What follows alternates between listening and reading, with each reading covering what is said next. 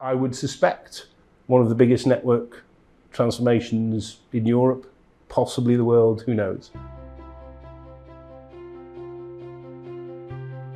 My name's Patrick Clark. I'm the HSCN Programme Director at NHS Digital. I'm Dan Parry. I'm the HSCN Migration Programme Manager. I'm Anna Huxley. I'm the Programme Manager. HSCN came about because the demand for connectivity and bandwidth was ever growing.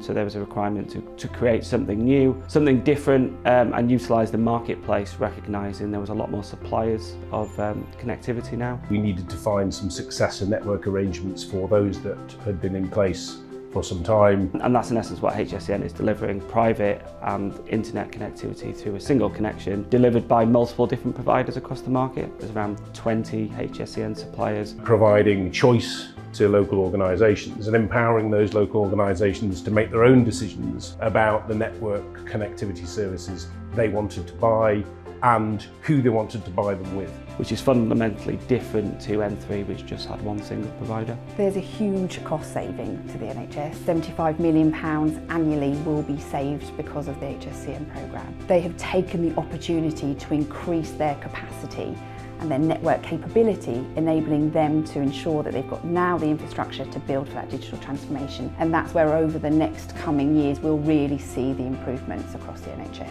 What we now have to do is get them actually all onto those new services and off their legacy services. We're talking about 14,500 services migrating from legacy arrangements to new HSCN bonds across approximately 12,000 sites. So this is huge. 70% of organisations have now vacated the transition network and are gaining the benefits of their new HSCN connectivity, costing them less, increased bandwidth, increased flexibility. We're integrated exceptionally well with our migration partner as well as with our own NHS Digital teams. We've worked with the individual trusts and the central team out to the individual NHS organisations. They have a sense of purpose that means they are really committed to doing this. I sense that everyone who works on this programme is committed to it because they understand its benefit.